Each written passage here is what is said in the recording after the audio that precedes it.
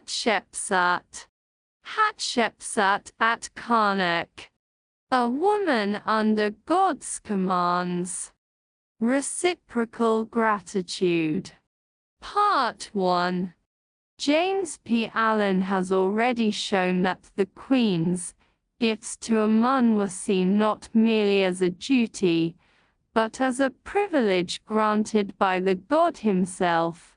The dedicatory inscription carved on one of Hatshepsut's obelisks at Karnak expresses this view eloquently. Wajit obelisks, east face, speech of the Queen for the people in the future, rather say, how like her it is, the present, ratifications toward her father, as my God equals Amun, knows them well, which come from me. So, Amun, the Lord of the thrones of two lands, he made me rule, the black land and the red land as a reward for them. In fact, it appears that there is a double stream of gratitude, which constitutes a perfect illustration of the basic principle of exchange between the god and the humans in Egyptian religion. Do ut des I give in order that you give. First stream, actions of gratitude of the Queen towards the god, claiming that it is her duty to act for her father. She decides to renew the offerings, to build the temples, in a long enumeration of all the duties of a king. Speech of Amun to the Queen. May your Majesty equals Hatshepsut make them perfectly accomplished. You shall create for me equals Amun functions/offices, filling up the granaries, providing the altars with offerings, introducing the Wab priests into their duty, improving the laws, establishing the rule, making greater the offering tables, increasing the portions, making more than what was done previously, enlarging the places of my treasury, which enclose the marvels of the two shores.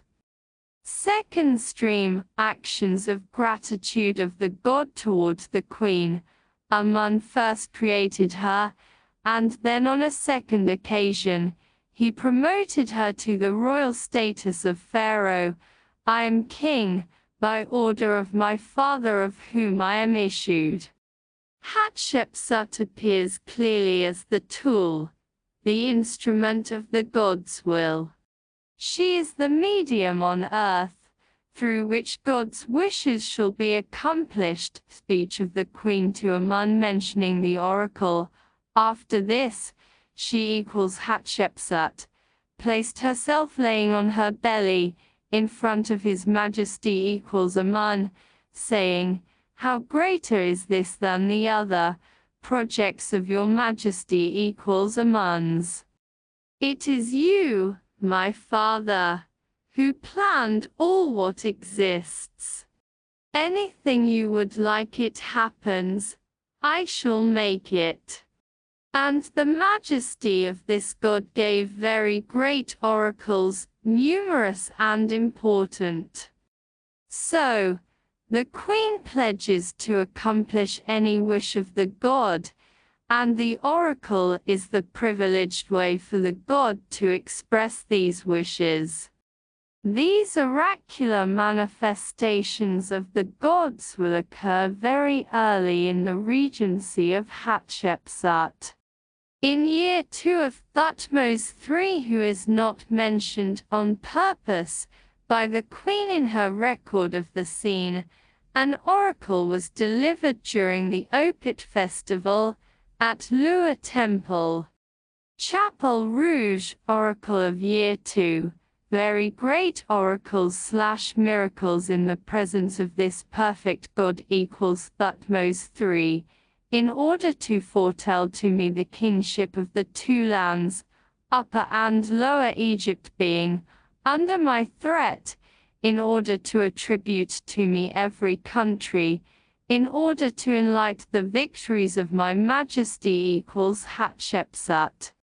In year 2 of Thutmose III, second month Peret day 26, sixth day of the festival of Amun, corresponding to the second day of the litanies of Sekhmet, as the two lands were foretold to me in the courtyard of Lua temple.